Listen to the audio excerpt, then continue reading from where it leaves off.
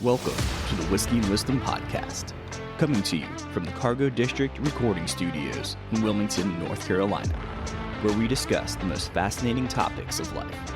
I'm Tyler Yaw with my co-host, Chris Kelly, and each week we interview a special guest to learn how they acquired their wisdom over a glass of whiskey. So, sit back, pour yourself a glass, and enjoy Whiskey and Wisdom. Welcome back to the Whiskey and Wisdom Podcast. It's your constant co-host, Chris Kellum, and Tyler Yaw. this week we bring on our special guest, Amy. And Andy. Thank you so much for coming on, Amy and Andy. And we are inside of Hidden Ships this week in Surf City, North Carolina. Yep. So gracious to let us come in and take over a small section of the Thanks for tasting coming. room in here. So I appreciate that a lot. Thank It's you. Great, It Great to have is you. Beautiful. Thank you. I will say this is probably top 3 prettiest. Hey, we'll spots take I've top been 3. in. Yeah. Well, thank you. He just doesn't like to put an actual order. When he says top 3, you could be number 1. He just doesn't want to offend the other 2. You got to keep relations going. Yeah. in places, so you got to balance I it. understand. And this week, because we're up here, Hidden Ships is a distillery with a bar attached to it. So please come in and check it out. We got a plethora of beverages. Me and Tyler are trying just the traditional Hidden Ships whiskey. I guess. Bourbon. It's Bourbon. bourbon Okay. whiskey. Yep. See, I'm going to ask you that later. Deal. We'll get into it. And then Tyler has an old fashioned, Mhm. super As classic. always. What are you drinking, Miss Amy? I have a Manhattan. Also Very classic. nice. Mm-hmm. Yes. And then what about you, boss? We are both drinking Irish Maids, which is our cocktail of the month. It's not normally on the menu, or not the kind of core menu, but it's on the menu for this month only. See, I was told to say you should put it on continuously. I've heard that. I know. It's Yeah. popular. It's People it's like- probably been our most popular Yeah. cocktail of the month. I thought February was going to be the And most February was popular. popular, but this one, This one is. yeah, we might keep it. We have all the other ingredients normally, except for the cucumber, so we just have to maintain cucumber. Right. That's So- not too bad then, I So guess. then, before we get super crazy, what is in this Irish Maid? Yeah, 'Cause it's so like a traditional. a little bit different. I think I would still call it classically made, and we'll talk about our cocktail menu, I'm sure. Mhm. For us, it's important. All of our cocktails are kind of classically made, as I would call it. But for this one, it features our bourbon. So we have that in there. We have, house-made lemon, house-made simple syrup, and then just a 1/4 ounce of Saint Germain, the elderberry, elderflower liqueur. So that kind of gives it a freshness. And then we do muddle cucumbers in there, which really freshens it up. And so it's a drink that really reminds us that it's becoming springtime. Yeah. Yes. I- I pick with Tyler all the time because I like drinks that go with the seasons, and this is 100% springtime. Yeah. The muddled cucumber is really fun. And it has been popular, so we might have to keep it on. They have to. It is very refreshing. Yeah. So like, Refreshing, yeah. on a very nice hot day, you can easily drink one of those out on the patio that you have out here. Yes, for sure. So tell us a little bit about the backstory of how you all got started and how you kind of ended up where you are now. Yeah, so our origin story starts with a great experience. That's what I love telling people. Yeah. So it was early 2019. Amy and I were visiting actually her sister up near Charlotte, and they took us to a craft distillery called Murto's Maid. If you're ever up there in Huntersville, recommend it. But that's really where our story started. And we just had a great experience. They're a little bit more speakeasy, but they have a similar business model in so much as back of house distillery, front of house cocktail bar. And for Amy and I, we just had, again, great experience. We had these smoked old fashions that were brought out, presented to us. And at that point in my life, for probably the 10 years leading up to it, every time I would see a brewery open, I would look at it and say, damn it, I should have done that. Yeah. Could have done that. Woulda, shoulda, coulda. And that's not to take away from their skills, obviously, but that was just kind of my mindset. Mhm. And then had this great experience and started to look at craft distilling as an industry. And the assessment I made at that time was I really think craft distilling is where craft breweries were maybe 10 or 15 years ago. Not to say it's saturated everywhere, but just in terms of popularity, you don't see as Right. many craft distilleries as you do craft breweries. So decided to jump in the industry as much as I could. At that time, started a program at University of Louisville. Of course, Louisville's the heart of bourbon country up there in Right. Kentucky. And so that school actually offers a graduate program in distilled spirits. Oh, wow. So did that program all online. Nothing hands-on, obviously, but a great foundation in kind of certainly legal issues, regulatory issues, marketing, branding, but also history I was a history undergrad, so I really, nerded out on the history of distilled spirits and cocktails. So enjoyed that program, finished it up in 2021. That's the same time that I was getting ready to retire from the Marine Corps. So I played Marine for 21 years. Oh, wow. 2000 to 2021, retired in 21, right at the same time as I was finishing that grad program. And Amy and I actually then spent a year traveling the U.S. in an RV. Oh, awesome. 4 kids and a dog. We made it. We're all still alive. We made it back. But on that trip, what was funny is we left North Carolina and went right to the Bourbon Trail. Did about 10, 11 days there. Though for us, we got to call that research. Right, exactly. So, we spent time doing the tours at the larger distilleries, but also some of the craft distilleries, because that's what we were interested in. And that definitely was now starting to build the foundation of, what we saw there certainly inspired what it is we're trying to do here at Hidden Ships. And so finished the year RVing full time. Probably about halfway through that trip, we made what I call the first investment in our company, which was for Amy and I to attend Moonshine University. Nice. Funny sounding name. name, but very legitimate curriculum, again, back in Louisville, Kentucky. And so that was a 6-day hands-on distiller's course that Oh, Amy wow. and I both attended in May of 2022. You can't learn it all in 6 days, obviously, but again, it was more regulatory issues, a lot more marketing, a lot more branding, but it was hands-on as well. We had a lot of sensory training with that. Sensory training, yeah, that was Okay. great. Wait, Again, what's sensory training? like what is it or Yeah. what specifically? Just, you want to cover it? Go ahead. No. You brought it up, so you got to. I was gonna say, yeah. It teaches you, because like when you have a distilled spirit, like it's more than just taste. Yeah. Obviously you can smell, right? Mhm. The feel of it, how it affects your palate, affects you, going down your throat, all of it. Oh, wow. And so specifically with the gin, with all the different botanicals, we went through, how many was that during that training? I don't know. They probably had like the 18 most common botanicals. Oh, jeez. And they had smell and taste. isolated them. Yes. So So you- each individual Right. botanical tastes completely different than when you mix them. Oh, But okay. so individually we tried them all, and then we tried like a blending that, like we had this whole really in-depth class. That was one of the better classes. Yeah, it was really neat. Something I don't think we could have gotten anywhere else. Yeah. And then you think about like, how did that affect us here? Mhm. That's one of the things we do on our tours is a little bit of that sensory training. Oh, neat. Okay. So Yeah, we did bring that back from from that course. from Louisville. That's very neat. So you make your own gin here as well? Yeah. Too. Gin. Okay. So gin, vodka gin, rum and bourbon. Gin, I think we were the most excited to Mhm. make. For sure. Mhm. We probably spent the most time. We did 7 different recipes, 7 trials to come Oh, up wow, with our okay. gin. And so I'll just kind of tell you the story on that. Did all 7, distilled them at small. I did a recipe. I did one. Amy did a recipe. Our brother-in-law, Who happened just- to be in yeah, with us that day. Right. Just happened to be in I town. wanna do it. He got to do a recipe. Sure, why not? So he- Uh, And then I've had a very smart guy on consultant since really last year. His name's Yeah. Steve. He owns Kindred Spirits Consulting, and so that's what he Okay. does professionally is consult with distilleries. He did another 4 recipes for us, and so distilled all 7 of those at small batch, less than a Right. gallon each. Let it sit for a month. We do that with all of our gins to rest it at least a month, just to Oh, make sure that the interesting. botanicals blend and meld really well. And after a month, we all came together and did a blind taste test. Mhm. Out of those 7, we picked the top 3. Yeah. Arbitrary scoring system, but just what did we like? Yeah. What didn't we? So pick the top 3. And then with those 3, I went and made 3 cocktails out of each. And so if you're doing the math, yes, it was a 9 cocktail day, Right. but someone had to do the work. Exactly. Big R&D fun. day. And so we made a Tom Collins, a gin and tonic, and then a Negroni, which for gin drinks is a really broad Right. spectrum of flavors. And so there was a clear winner after tasting it neat.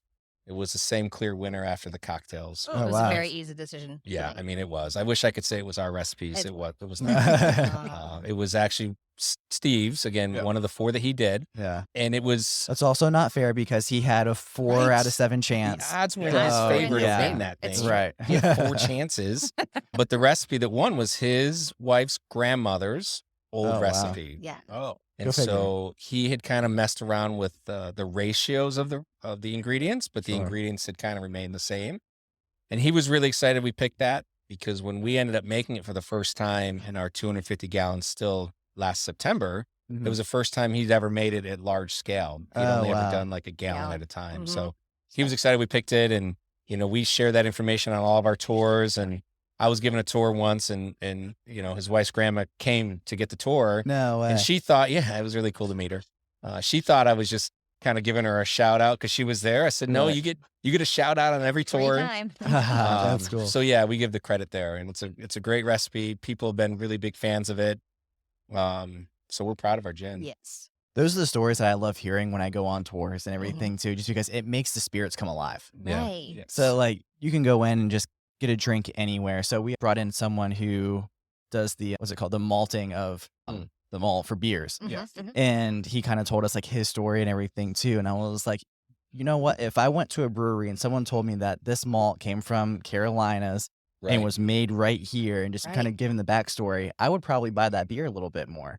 So like just knowing where things come from for at least the chance just to taste it and be like, hey, no, that's really neat. That's an awesome story. Let me try that. Yeah. So being able to hear those is super special for me. And I'm sure for a lot of people these days is really interesting. Yeah, I think there's that definitely desire. And that was one of the, when I made that assessment of the industry, hand in hand with the craft distilling movement is that desire for people to know where stuff is coming from. Right. And so, kind of that farm to glass type or grain to glass type concept is we kind of know where everything's coming from. So that's neat. That was sorry. Go ahead. Oh, no, please. No, that was a big contributing factor when we chose our bourbon. Like that was huge, actually.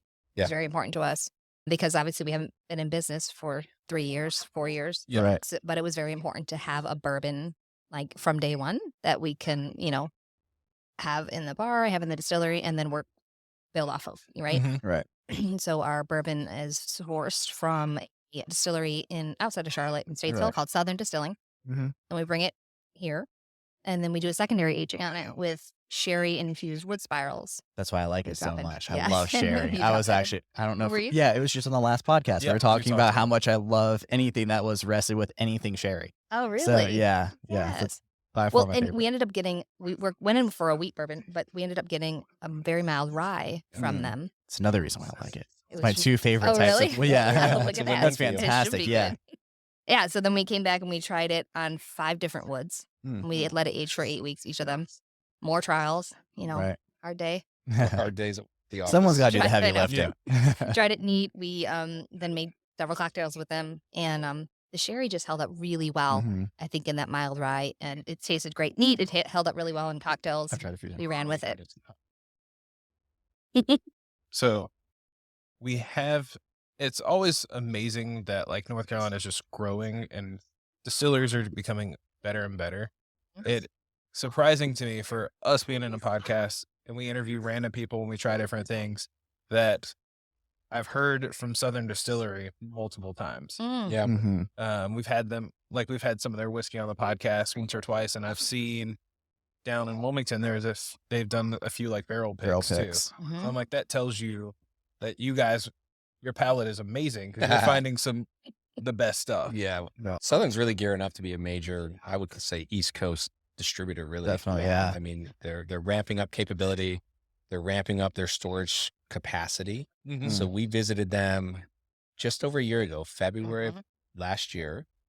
At the time, they had 2 rick houses. Each one held about 23,000 barrels. Wow. So they already had that aging. Yeah. And we were told then, I don't know where they're at on it now, but we were told at that time they had already laid the cement foundation for 12 more of those rick houses. Jeez. So they want the capacity to do, over 500,000 barrels, or close to a couple 100,000 anyway. So yeah, I think they're really gearing up. They just put this massive 36-inch continuous column still in. Right. So yeah, a lot of capacity up there. So we're happy to partner with them. Yeah. We will stay partnered with them for the next couple of years. As Amy said, bourbon takes years and years and years to age. So we will have our own bourbon aging. But until then, we wanted to have our flagship. And just to make it unique, that's why we, do our secondary aging on it, just to make it unique to the marketplace. I love that you guys are doing that too, by the way, because a lot of North Carolina distilleries, I guess you could say, are just taking whatever they have, no matter how young it is, and just throwing it out to the market. And honestly, it's giving North Carolina a bad name for bourbon. And because people try it and they're like, oh my gosh, it's so hot. Well, of course it is because it's young. Right. And I think you guys are doing the right thing, saying, hey, you know what? We found the best in the business in the same state as us. Yeah. We're putting our little twist on Yep. it. So you have an idea of what's to come from us in the Yeah. future without just saying, we need to get something out the door. Here you go. Here's the best that we got. Yeah. Right. Because I'm sure the margins aren't as high using someone else's bourbon as it is Yeah, creating sure. your own. Yeah, you know, I actually could have saved a lot of money getting bourbon from another state, right? I'm sure. Yeah. And so that was one of the important things. We think it was a great foundation to build on, but also that connection to North Carolina. Right. You know, all the corn that went into that bourbon was grown within 20 miles of Southern Distilling. Oh, wow. And so that was really That's important to us neat, to tie yeah. in, you know, to the state is, you know, we were willing to spend a little bit more for that bourbon instead of going somewhere else.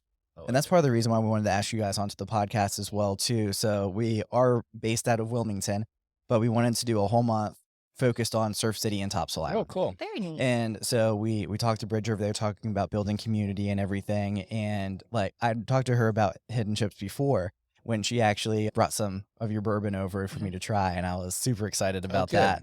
And Well, let's give them another shout out. Yeah, definitely. Thank you, Bridget and Vic. I know they're Yeah. on our menu. Our new menu's coming out next week, and I have them featured in. Obviously, they've always been featured in our drinks, but I have their logo on our so that people know, like, Right. I got the good stuff. Exactly. I got the good stuff from Sundial. Yep. And they do our espresso martini and our Irish coffee. Oh, nice. Yeah, Yeah. I want to have to try that. Sounds good. yeah, we love them. They're so supportive too, like Yeah. as business owners and our friends, like incredibly supportive. Because it's scary entering. Oh, yeah, I'm this, sure. like, you know, when you open, before you open, it's scary. Mm-hmm. But we have nothing but wonderful things to say about pretty much everybody. All the Right. small business owners Here, in this certainly, area, yeah. phenomenal. That's what we've noticed, too. Phenomenal. That's huge. The people can't see it on our camera too, but what I'm looking at over here is I get to see all of the copper, right? Yeah. Mm. That's over there. And so hopefully Brittany's taking some good pictures of that for us too, to throw up on the interwebs for us. But sitting at your bar, which is where I'm looking at over top of there, you get to see all of the copper and all of the stills and everything over there too. I love that concept of keeping it open to see where what you're drinking came from. Yeah. Yeah, that was really important. In fact, that what your view right now that you have was always our vision. Amy and I actually recorded a video a year ago for a Kickstarter that we did, Oh, nice. but it was still dirt floors in here. And that Oh, was a wow. solid wall. But the vision was always about where we're at right now, sitting at the bar, looking through the big glass, seeing the copper stills, seeing all the equipment that goes into it. Right. And if you look even further back, you can just barely see the wood barrels that Oh, are yeah. aging over there in the rick rack. And so that was always what the vision was for this place. And obviously we want to tie in the rest of the atmosphere. But, you know, I asked my architect, we were in design phase. I said, give me the biggest window you can. He said, 19 feet. That's the biggest that the engineer will sign off on. I said, great, make it 19 Perfect. feet. Yeah, that was as big as we could get for that wall. That's awesome. And then also through that door over there, that's the merch room. Merch room. Right? Yep. Yeah. So can you tell us a little bit about that and how that was kind of designed and built? Okay. Is that your baby? I mean, yeah, I have to maintain that. That's awesome. We had been to several other places Yeah. because we like to drink. Right. So different breweries and distilleries and stuff. And one of the things we were advised on, it was Moonshine University, and it was a course on like basically merchandise. Oh, wow. And we're like, what?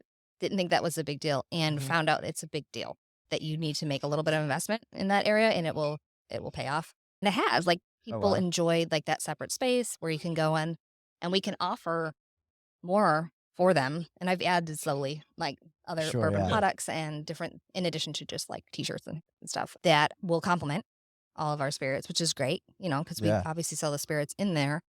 But I think that separate space has been pretty pivotal for us to be able to maintain like more items, and then just like I think a higher quality like Right. stuff for that room, because if it's having our bartenders, you know, having to maintain like that was too much. Like we Yeah, that definitely makes made sense. that a separate. Yeah.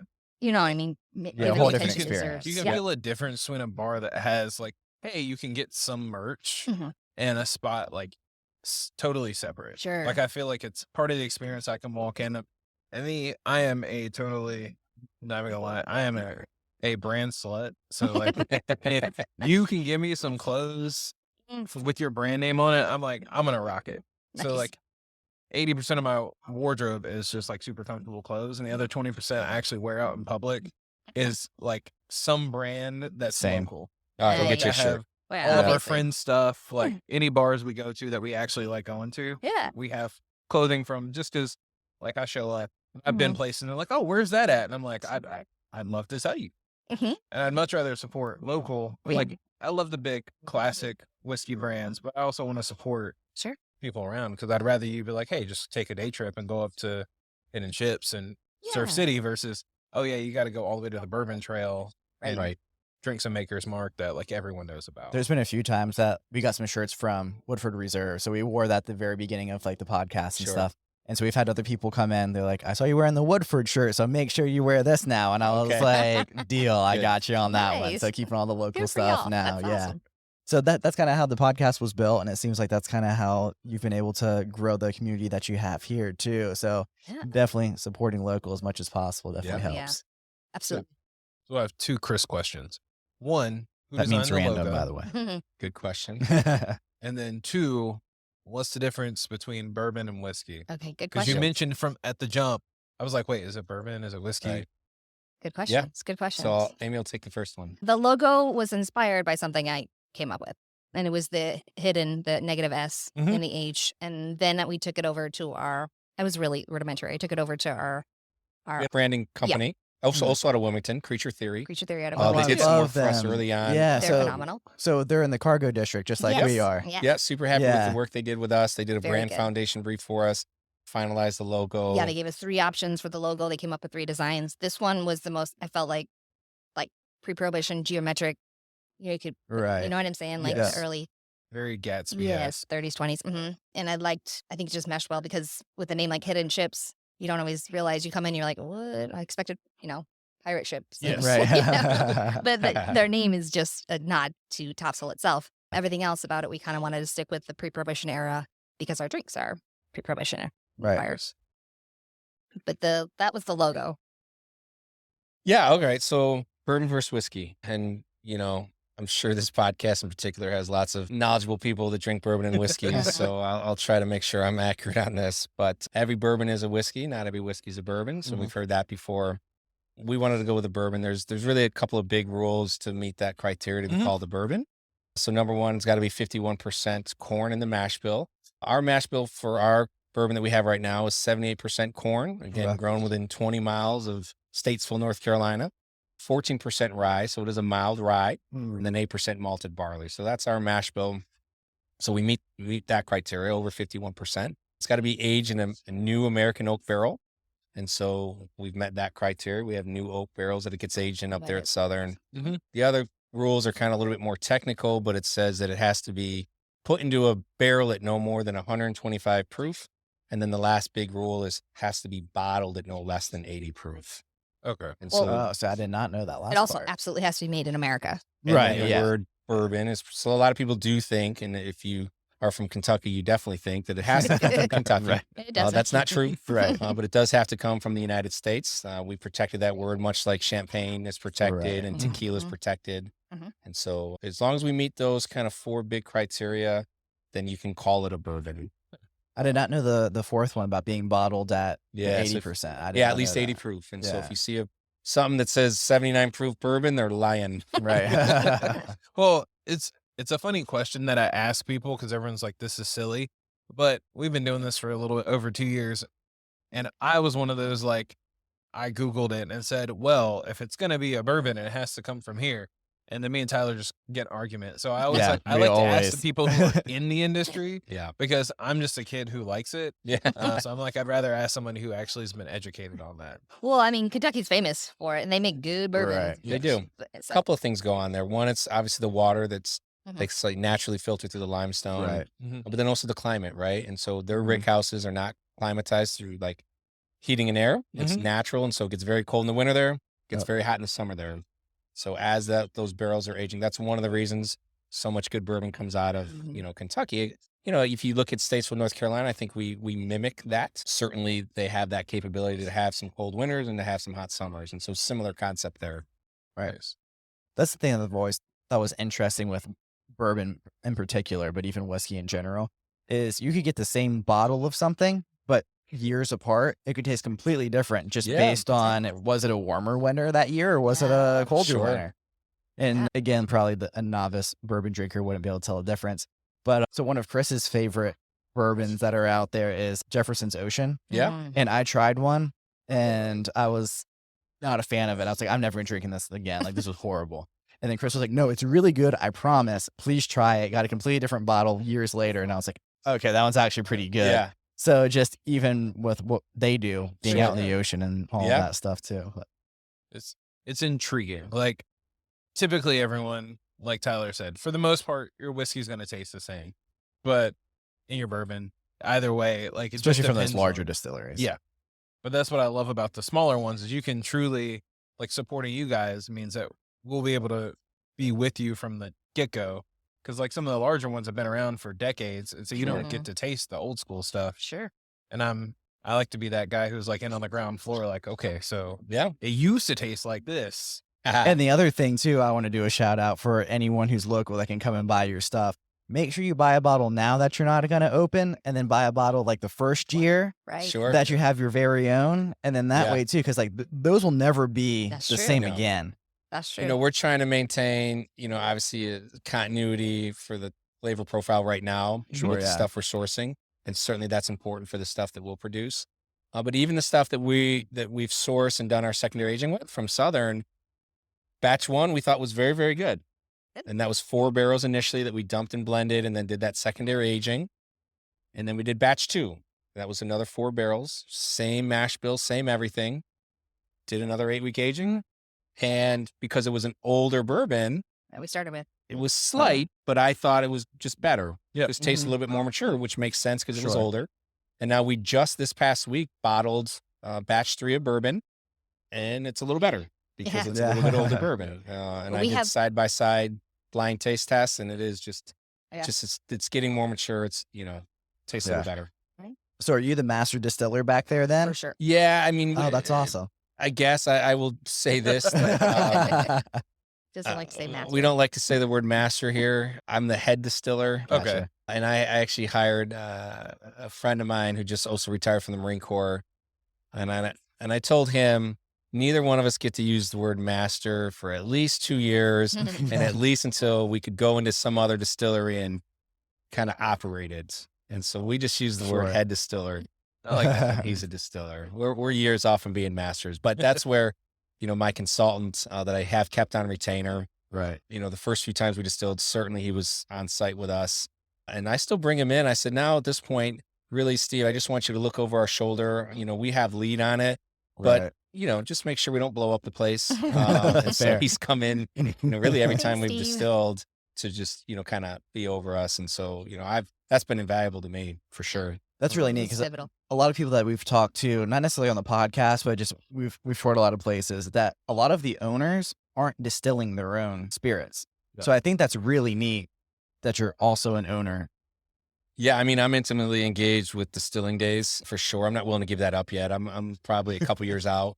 I think as we scale and I think through like where we could be a couple years from now, and the guy I hired, I'll give him a shout out, Drew. Super happy to have him on the team. But I said, Drew, as we scale, I will take a step back. There will be distilling days that I'm not around for, just as as I have to focus on other things. But for now, yeah, I'm not willing to not be around for that. Yeah, I think we're a distillery first. Okay. Right. And we enjoy the cocktail. And he's picked out the menu. He did a phenomenal job with the menu, and I love it. And I want to run with it and continue to. All my cocktails of the month all are based on like older drinks, or at least that motto of like 3 to 4 ingredients and very fresh and that kind of thing. But we do promote, like, we are distillery first, so it is about our spirit. So the merch room has our bottles. So like, I want you to be able to have a bottle, Sure, even yeah. on Sunday, because we can sell on Sunday and things like that. We do want to make Did sure. you just talk about distillery- Sunday bottle sales? Yeah. I just want to highlight that for everyone. Let's I not was going to pass say, over that. yeah. So Only place in Pender County to buy a bottle. It is true. Yeah. that is Really? true. Oh, that's Yeah. awesome. Yeah. That's a ABCs are fantastic closed. thing. I would have Right? a billboard. I know. There's a lot of billboards. Should get a billboard, right? But let's get So- that word out there. Only place in Pender County. It is true. So talking about billboards and being in Surf City, and also we had just had a conversation with Brittany and Bridget as well, Yeah. where it's saying that the town kind of closes down during the winter, but I assume that you guys are not one of those businesses. So with that being said, what does advertising and marketing look like from around this area to kind of promote what you guys are doing out here? Yeah, so we haven't been open in the summer yet, so I can only base it on like our market research and from other businesses and stuff. But that is like a weekly turnover of new people coming in. So the billboards are actually really important. Yeah. And being in like the magazines that they put out at these cottages that you rent every week, that's pretty important. Like that seems like that would be Makes a good sense, investment. But the winter season doesn't slow down as much as it had in the past. So we have a very large local community that, and I'll talk to people out and I didn't even know you were there. So there's still a lot of people that we haven't reached, I think, with our marketing yet. And we're just starting to really kind of get into that more aggressively. And up until now, everything's fairly organic. Like, it's just social media and word of mouth, and which is cool. Like, which is the that's best really flattering, too. you know, that people are like telling other people about us, which is cool. But then, so our marketing, I think, in the summer is going to look different than it will next winter. Yeah, I mean, just to comment on that, I mean, I'm not sure that our business model would have worked here in Topsail 10 years ago. Because the population probably wasn't where it needed to be for year-round support. There are still a handful of businesses that do actually shut down for, a month and a half, 3 months. Right. And I'm not sure they need to anymore. I think they're just used to that. For us, obviously, we didn't open until September 30th of last year. And so if you think about the seasons here, we essentially opened at the start of the off season, which for us was great, I think, because we were able to build local support, build community. It was also a chance for me to work with the staff, to work through whatever issues we may have. Sure. And, we continue to work on that stuff, but it was a chance to gear up for the peak season that we're getting ready to come into. But the locals kept us, they kept the lights on here those last few months, and business has been great. We're excited where we're at. But we do, Topsail is still considered a tourist town. The last kind of studies they did on it is the estimates are over 100,000 people will visit between Memorial and Labor Day. And so that's a big influx. And we hope that, a large number of them come to visit us this summer. Yeah, exactly. I mean, you're right. Especially on a Sunday. It's really been a word of mouth, because like I heard of you because I have friends who live up here, and they were like, oh, hey, and they post pictures and like, oh, I was over here. And I was like, I've never heard of Hidden Chips. Like, because I know a lot of places around there. So typically if it opens, I'm going to hear about it. And I was like, I never heard of this spot. And so I was very excited to come out here and just see the place, which leads me to this fun question, because I know you did a lot of research and you've invested a lot in this aesthetic of this place. So what brought you to that concept of like, hey, we want like a classic, like speakeasy, old school vibe? Yeah, so we had a vision, I think, for what we wanted. We did hire an interior designer, again, another Wilmington company. City Design. We're City Design. Oh, yeah. Shout out. Fantastic. Good. We're Yeah. super happy with her during design phase. And we had 3 or 4 meetings with our designer. And I think we gave her a big challenge. We said, hey, speakeasy, but not too dark. Right. And, Great Gatsby, but not too much. And don't forget, we're still in a coastal town. So blend all that together with a little, Great Gatsby and a little, right? All that blended together. And after 3 or 4 meetings, we thought like she nailed it in terms of her renditions and her drawings. And so from there, though, Amy and I really kind of took over in terms of implementing that design. Okay. So we had her drawings to go off of, but just as an example, above the fireplaces and in the renderings were kind of this regal looking tiger head and lion head. Right. And, those prints were these are so much $900 better. each. And We're so like, we didn't really kind of have that budget. And so we decided above the fireplace would be pictures of our dogs. And these were $100 on Etsy. And so we were kind of able to replicate that feeling and make our own dogs, which it's funny, but it's kind of a big hit. People talk about it. Yeah. And so we took that concept of, now how do we replicate this design and kind of do it? Because, we didn't have $1 million backers, We didn't, right? unfortunately. Like this was all done on a budget. And so that's kind of what we had to kind of balance there. Nice.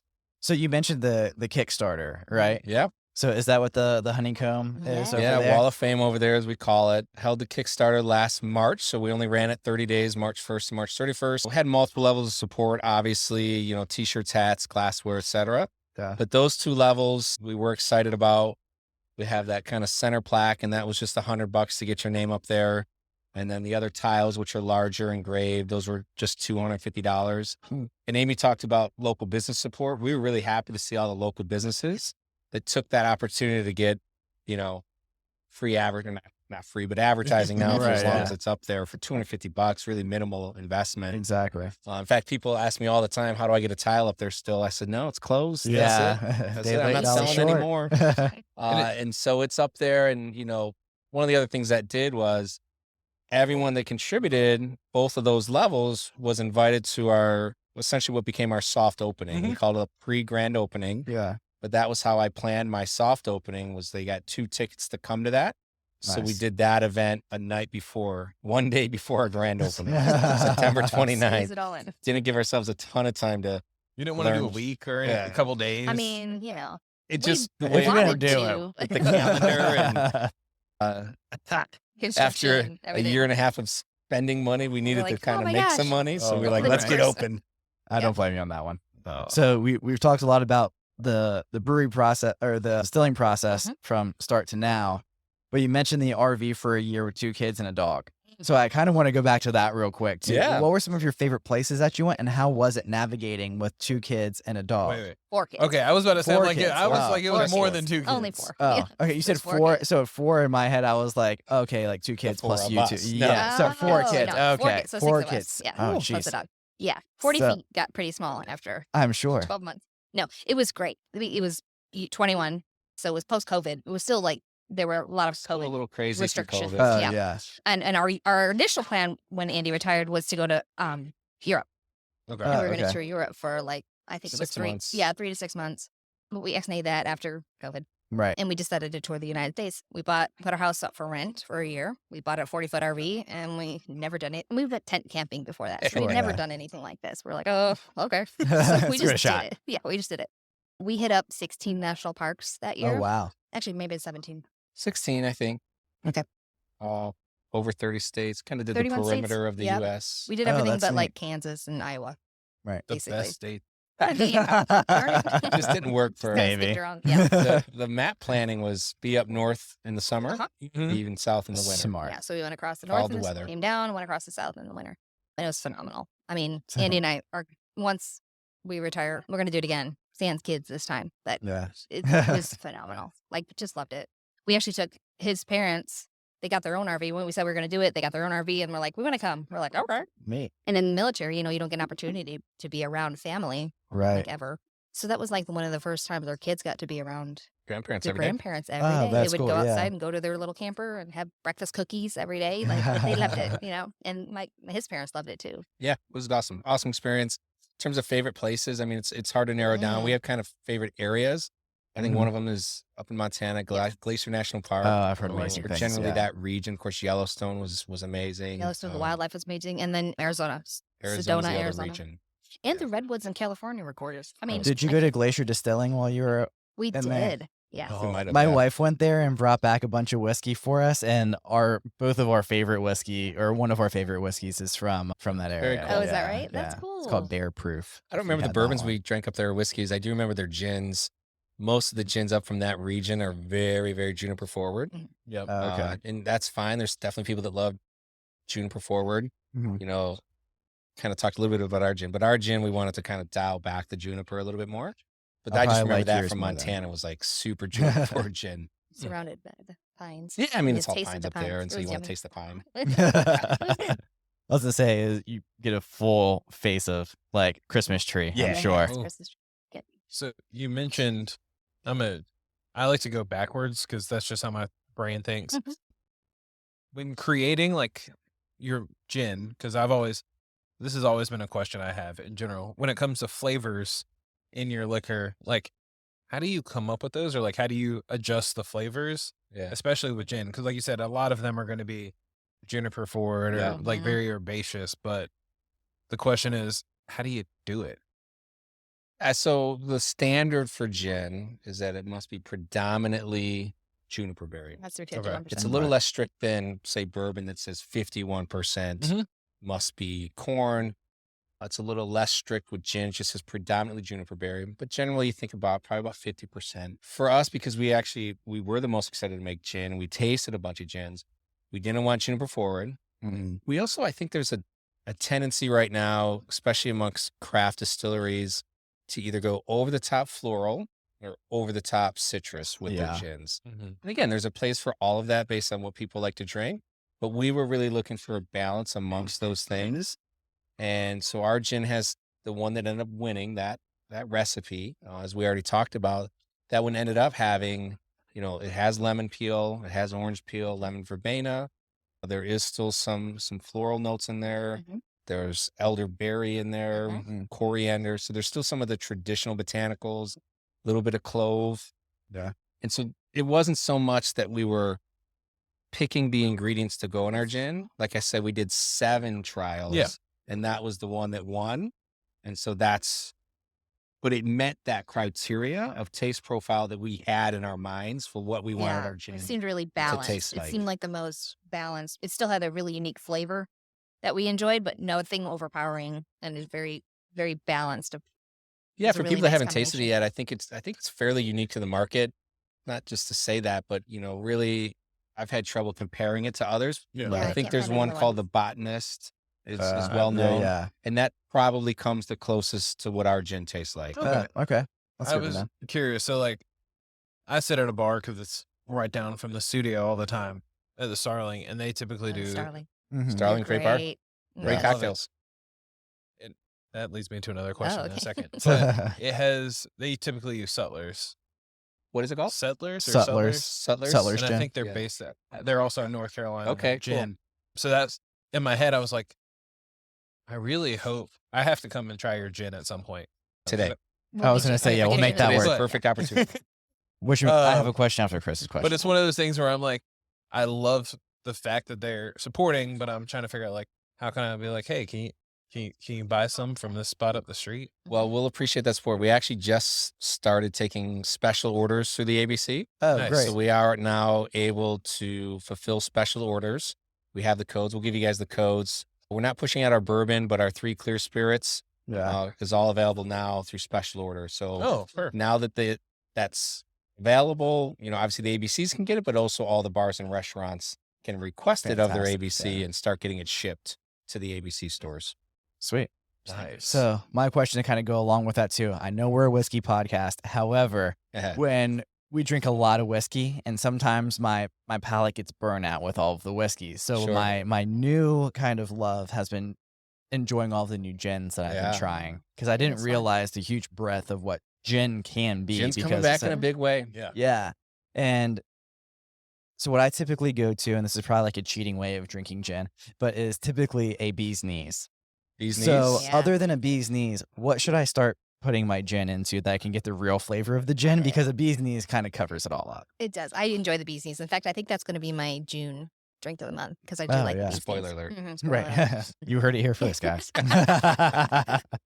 So gin and tonic. True. That's Yeah. Classic. probably Yeah. Andy will order a gin and tonic at any bar just because, like, he'll test out their bartenders. And Right. honestly, this gin and tonic is just so classic. I like a Tom Collins, Okay. and which is really summery, I think. I'll drink it all year long, but I enjoy the Tom Collins because it's almost like has the lemon club soda. What do you think for tasting it? Well, if you're trying to get the essence of different types of gin, then I Mhm. would say gin and tonic Yeah. to be able to kind of develop that. Tasting gin, I think it's, even for me, it's a bit challenging. Right. It's not like a bourbon that you can put neat or, Mhm. some people do drink gin that way. I think it's less common. I think it's a little tougher, frankly. Yeah. I've Yeah, I tried agree. that. And it's my job to do it, and it's still a little tougher to do it. But I think if you're trying to get in the essence of a gin, go gin and tonic. Okay. I'll just use the same tonic every time. For us, Tonic though, what I like to matters. turn people on to is one of our cocktails called the Last Word, which I Oh, say, that's a good one. only do it if you're up for a gin adventure.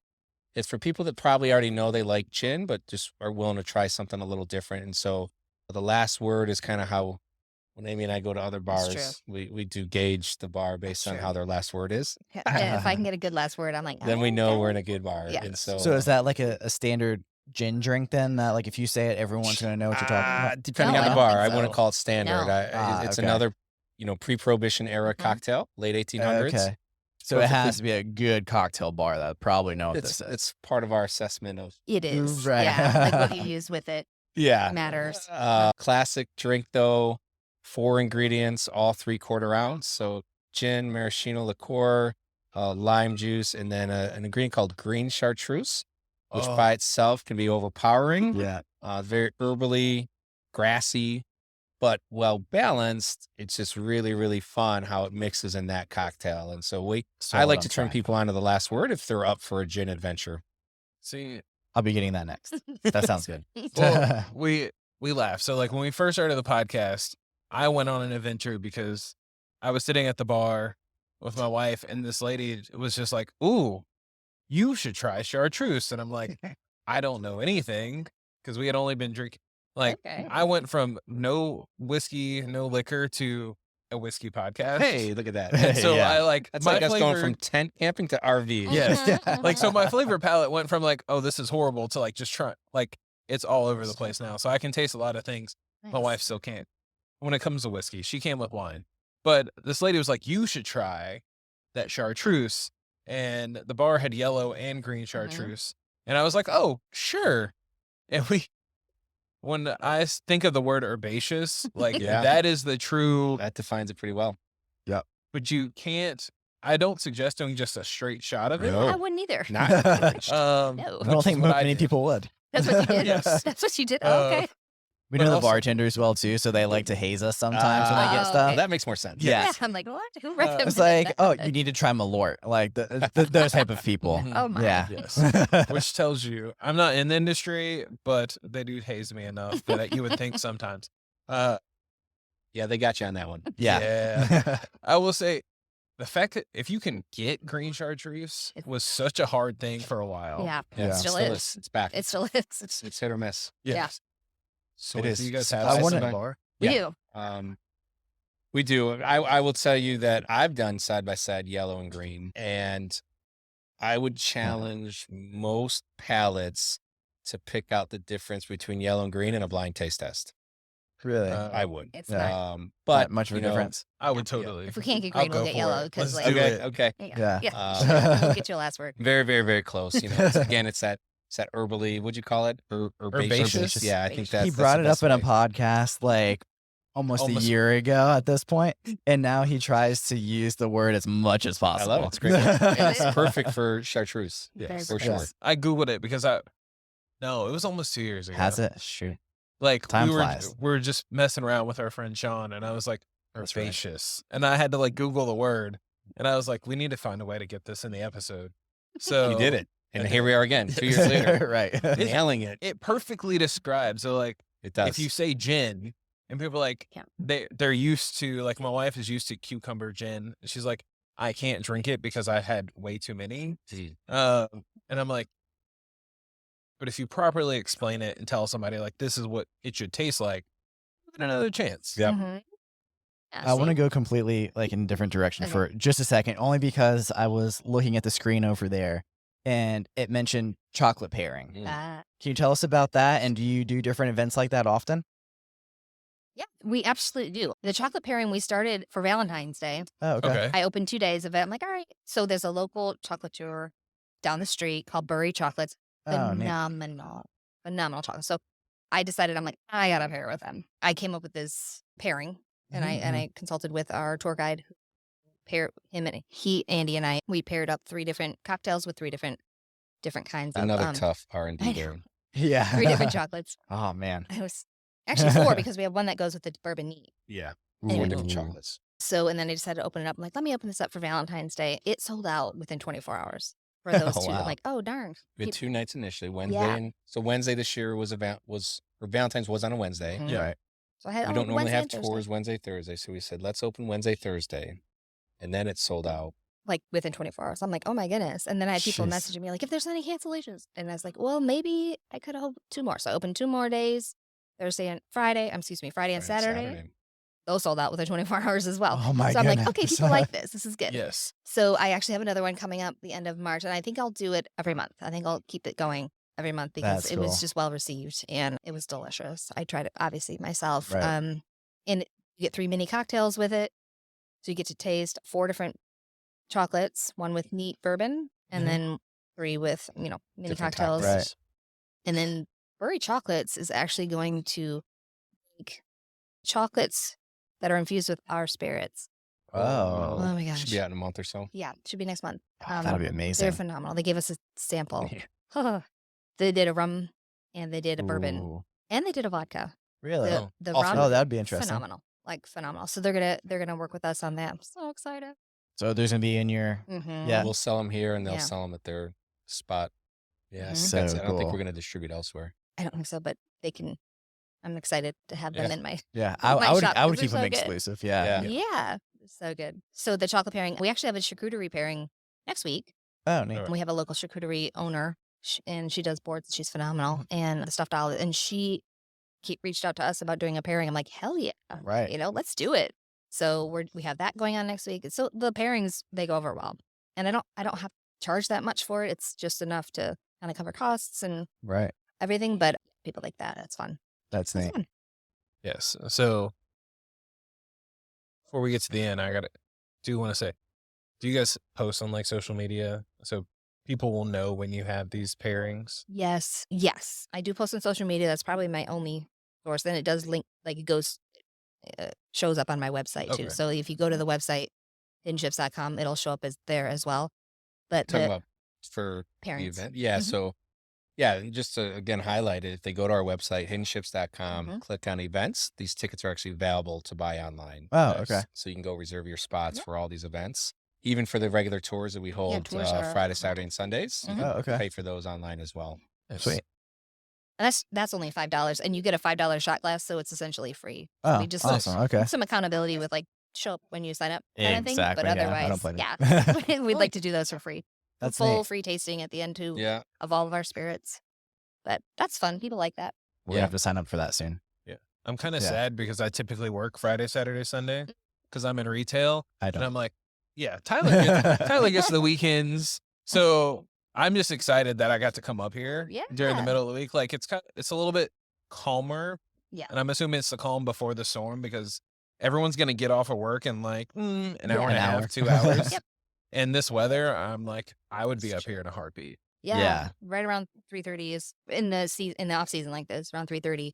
Yeah, people start to show up. Yep. Ready for that nightcap. Oh, Yeah. yeah. Exactly.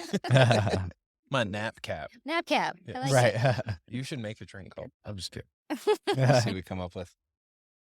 So coming up on the end, but I do have one really great question. Mhm. Where did you come up with what drinks you were putting on your main menu? Yeah, so the menu is my baby. For me, after I got out of the Marine Corps, retired, we obviously were traveling around, but it was also really important for me to be a bartender. So, Mhm. because I hadn't done that before, right? I was Right. in the Marine Corps, and so bartended at a number of different places. And over that year and a half, 2-year period, what I experienced as a bartender was I really felt like there was an appetite, a desire for people to return to some of the classic cocktails. hmm Now I think it's pretty common to be able to order an old fashioned.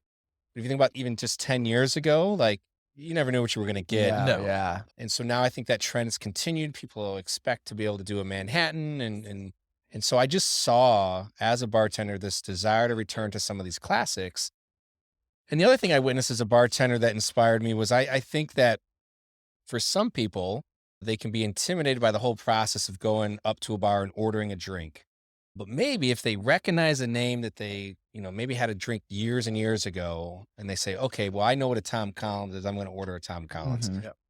That kind of coupled with just me being a history nerd, reading old cocktail books is really how I came up with, okay, we're going to do pre-prohibition inspired cocktails. Yeah. And so the reason I say pre-prohibition or inspired by is vodka wasn't very popular until the 1950s, but we were making a vodka. And so I knew that I needed, some cocktails that had vodka featured. And so if you look at them, they're still inspired by the era, simply made 3 to 4 ingredients. And so that's how those kind of form. The challenge with bourbon and gin, and so just to kind of share with people, obviously they can't see the menu, but we have 4 spirits that we make. So we had a concept of 4 core cocktails per spirit. We didn't want to overwhelm anyone, both the customer and our bartender. So we kind of wanted to focus. 4x4 was the concept. Yeah. The challenge with bourbon and gin was getting down to 4 because there's sure. so many great classic cocktails that feature those spirits. And then the challenge with vodka and rum was to get to 4. right? Like which four am I going to go with? And so that's kind of how that came together. If you look at rum, again, we make rum. We're very proud of our rum. We didn't even talk about it here on this podcast, but we like our rum. The one drink we have called a rum fix. A rum fix is a recipe from the late 1800s. The only difference is there was rum fix 1, rum fix 2, 3, 4, 5, 6, 7, 8, 12. Everyone kind of had their own rum fix from the era. I ended up picking that one. It has pineapple juice in it. It is my only acknowledgement that, yes, we live in a coastal town. We'll have a drink that's a little bit fruitier. Yeah, we and don't so, have tiki drinks. tiki, there's other places to get those. I would say let someone else do that. Yeah. Right. And so, but a rum fix, it met the criteria, right? It came from the area, was a chance to feature our rum in it, and gives people an option for something a little bit sweeter. So that's kind of how the menu came about. We don't intend to really change this core. One of the things that was really, really important to me was, again, we're here today because of a great experience that Amy and I had. And so I tell the staff this all the time. Everything we do here is to create a great experience for our customers, but also that experience has to be replicatable. Right. And so one of the problems I saw, again, as a bartender was there's a lot of bars that are constantly rotating, and that's cool. And that allows creativity and all that stuff. But if we have customers that come in and they have a great experience, and 3 months later, they come in and the menu's completely different, and they've told their friends about it. They brought their friends. You can't replicate the experience. Right. And so that was really important to me. That's why these core kind of cocktails will not change. But also we have, as we talked about, the cocktail of the month. That's our chance to bring in something, a little bit different each and every month. Yeah. But it's because Topsail is so tourist driven. We have families that come to Topsail, and they've come the same week every summer for the last 20 years. And so our thought was, if we can get them in one year, we want to have the same experience for them the next year when they come back. Right. Okay. That's a good point. That is a completely different mindset you guys kind of have to get yourself in, right? Right. It is like dealing with the tourists that come in versus dealing with like the same 20 people that always come in. Yeah. I mean, we have regulars that I guess eventually they could get bored of our menu, but I'll tell you what, we sell an awful lot of smoked old fashions. I don't think they're going out of style. Probably not. And at that point, they're coming in for you anyway, not necessarily like, oh, I'm bored of this drink. Right. Like they're coming in and talk to you guys, or coming to talk to the bartenders. Sure. So in your old fashioned, do you muddle or not? We don't muddle. Okay. We thought about muddling the sugar cubes, which is classic. I believe muddling fruit is sacrilege for that particular cocktail. I know, again, that might get some hate. But we were never going to muddle fruit. I did think about muddling the sugar cubes, but just for efficiency's sake, and we still, again, are interested in speed of service. We make a house Demerara syrup. We use Demerara instead of white sugar just because it's a little bit more rich. Yep. So much better, too. Yeah, so we agree with that. Sure. Kind of mouthfeel and all that stuff. And so we use a Demerara syrup in our old fashions. Nice. But we don't muddle any fruit. Okay. I just did a podcast with a different group of people yesterday, and don't hate me for even trying it because we all know this is against all of the rules, but they muddle all of their fruit, and then they also shake the bourbon with the ice. Oh, no. So, yeah. Okay. And they don't claim to be a whiskey bar or anything like that. He's like, the only reason why we do it, and we put it on the menu, we show it on the menu just to show that it's different. Sure. And they do it just for like the shock factor. People are like, why are you doing that? Let me try it. Me as well. Yeah. And it's like, I need to try it because no one does that. That's true. And so that's what they were hoping to do with that. And I was like, that's interesting. Fair. I mean, again, different philosophies that we just kind of have our guiding principles of. I like that. If they didn't do it in 1890, we're probably not doing it. Yeah, that's true. Right. So if you're looking for a piece of history, you can come here. This is how they did it 100 years ago. And if it was still popular over 100 years, probably there's a reason why. Yes. Yeah. Exactly. I only asked that question because I'm friends in like the real world, besides just sitting at a bar and saying I'm friends with the bartender. And like my one friend, I'm like, this is how you make an old fashioned. I'm like, typically, don't like, you can muddle, you don't have to, but I mean, I'm expecting to do some Demerara syrup, some bitters, some bourbon, just stir it up. And she's like, no, you put the orange and the cherry in the bottom and you like muddle it. And I'm like, it does make it, I will say, it'll make it more approachable for people though, because it's for way a non-whiskey drinker. Yeah, for people who don't drink whiskey, novice. It's it's sweeter for sure, and it's softer. Like so you to me, I'm like, but I just paid all this money for a good whiskey. Like, I can't taste the whiskey. Right. But for like a novice whiskey drinker, Sure. like, or if they're using like an Old Crow or like Barton or something that isn't like as high flavor profile, like, it's an easy way to drink it. Yeah, I think that's all okay, and there's a spot for that. You look at old fashioned and some of the history there. The original recipe called for spirits, bitters, sugar, Yep. and water. Water is one of the essential ingredients, and you get that through dilution and stirring. Yeah. And so again, that's how we try to keep it. The muddling of the fruit all came later. I have a hard time with it because old fashioned, like it got its name because people were going crazy with drinks, adding different things, and the reason it's named old fashioned is because someone said, "I just want it the old fashioned way." Yeah. Yep. Right. So I have a really hard time with anybody that messes with the old fashioned and calls it like maple old fashioned or anything. Like I personally like I can't do it. Like I just can't do it. I've tried them. I'm out and about other places. I've tried them, but I can't bring myself to do it here because it's like that's the reason it's called old fashioned. Like there was a woman that was in the industry in Wilmington. She had a podcast for a little bit too, but what she would go into was the history of why there's different names for different drinks. Yes. And when I first heard the old fashioned, I was like, that's interesting because a lot of people kind of, I don't want to, that's a better way. I was going to say desecrate it. But like, it's not really an old fashioned if it's not old fashioned. But yeah, it's a different drink now. Yes. But yeah. I have issues with that. So I do try them though if I'm out and about and there's somebody's like, right, "Okay, exactly. I'll try it." But market research, yeah, I mean, why not? All right. Right. which leads me to one of my last questions for you guys is, what does success look like for you? Because in my head, I'm like, okay, so like market research, you might open up a different bar, use your same whiskeys, but like have a different theme. But I'm not in your head, so that's why I'm curious is like what it would look like. Yeah, I think success is customers having a great experience first and foremost. Yeah. I don't know about branching out. Some of I won't even call them goals yet, just maybe dreams or vision of what maybe year 4 and 5 looks like. Looks like a larger capacity. So if we had the opportunity to build our own rick house, that would kind of be part of the expansion for us. The business model, though, for us has really always been about distribution. And so there's a finite number of people that can ever fit in a bar. And so I did not show that much growth year to year in the bar. Where I showed growth at year 3, 4, and 5 was through distribution. We're going to focus the first 5 years just really getting a good foothold in the state of North Carolina. I won't look for out-of-state distribution until probably year 5. Right. Until we make sure that we're at a place that we have the capacity to produce the demand for that out-of-state distribution. And so that's what I think success looks like for us is, building distribution over time.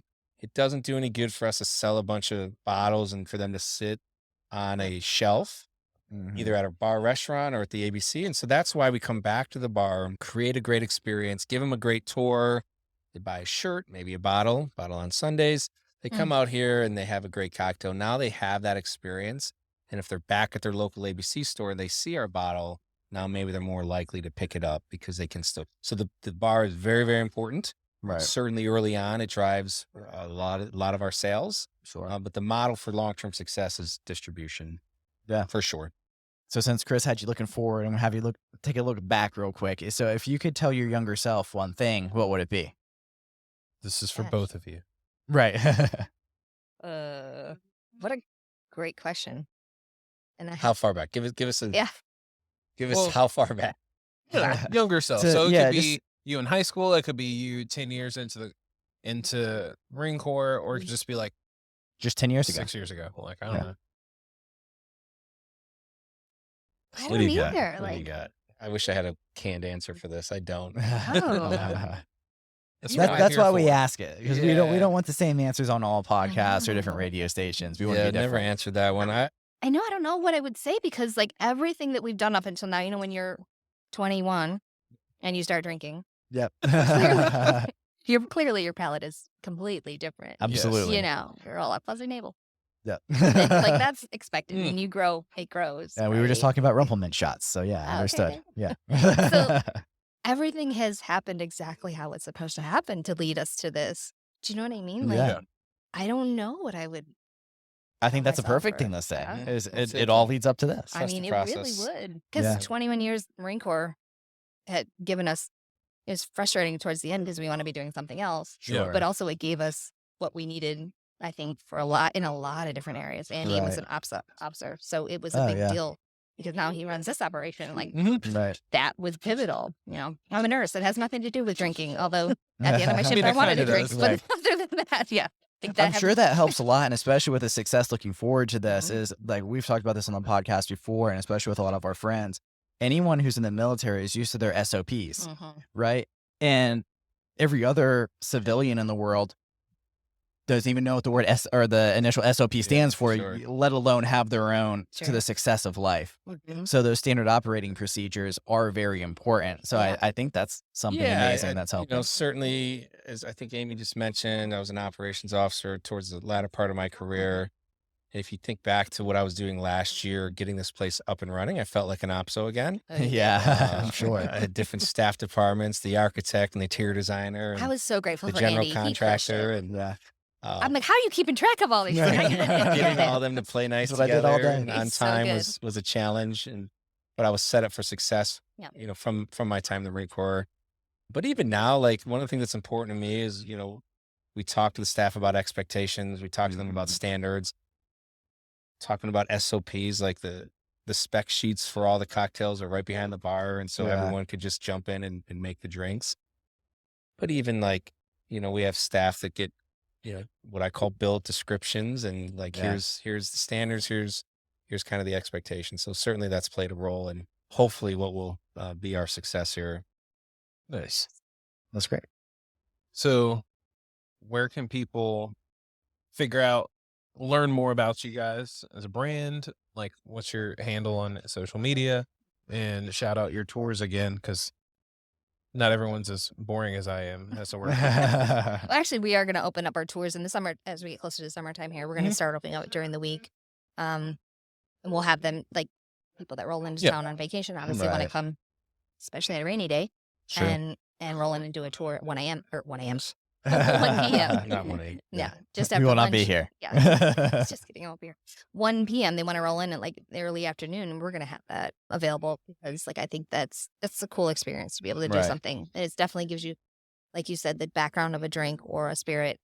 Absolutely enhances somehow that spirit or that cocktail. Yeah. So after the tour, you have a drink. You have more understanding of that spirit or that cocktail, and you're just more excited about it. It just enhances that experience. Yeah. So we'll have that for sure this summer. Probably by May, we'll end up doing. I think so. Probably right around Memorial Day. Yeah. Be able Okay. to make a decision on where to expand. But there's a demand for it, and so I'm sure we're gonna. Yeah. Sure. We're learning. You asked about So- socials though. Did you give our I mean, we're on platforms? Yeah, I mean, we're on Facebook and Instagram. Those are like Yeah, the Okay. two main. Yeah. Yep.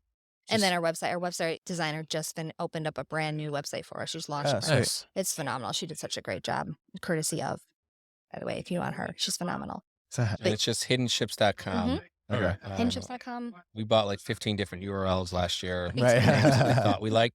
Most of the time when you pick a name, it's xyzdistillery.com. Mhm. And one of the indicators that Hidden Ships was the right name is that just straight up hiddenships.com I was gonna say that's available. fantastic. That Really? was Like- available. Yeah. I know. I bought Hidden Ships Distillery just in case. and it just reroutes. Mhm. But the Right. fact that it was available was a good sign to us. Yeah. So Yeah. My issue is spelling distillery. Yeah. I'm like, I can spell some days, but like when I'm typing in on my phone and my phone is like, you missed an L or it adds an L, like, it's like, if you don't have to spell it, It's true. Hidden Ships is just so Hidden easy. Ship It is a little background. easier, yeah. Kept it easy. Yep. Just try to make it easy. Nice. So I really just want to say thank you guys so much. Thank you Yeah. Oh, guys. thanks for Appreciate you coming here. coming. Yeah, It thank was you. a blast. Super fun. I love the vibe. Mhm. We'll definitely be up here. My friends literally live like in the neighborhood up the Oh, street. perfect. So we'll have to come up here before the summer. Hopefully I'll get a day off and can come see you guys. And I'm excited to see the tour and just kind of see the growth that you guys have. Thank you. Yeah, we're so happy that you guys to us. This is phenomenal. Yeah, that's great. Thanks for letting us take over for a small bit of time inside good. of Worked here. out So I today. appreciate I know, it. it's Yeah. wonderful. It's great. Thank you Yesterday so we much. were slammed by this time, so this was a good Yeah. Oh, slower good. Thursday That's good, afternoon right. to get this done. Well, Thank you guys for listening to the podcast. As per usual, check us out on all the social medias. Like, comment, share, subscribe. Especially on YouTube right now. We're trying to build a YouTube. Yes. So hit the subscribe button on YouTube and Spotify, Apple Podcasts. It definitely helps us out so we can grow and do more amazing episodes on location like this. But yeah, we'll catch you guys in the next one. Cheers. Cheers. Thanks, guys. Cheers. Thanks.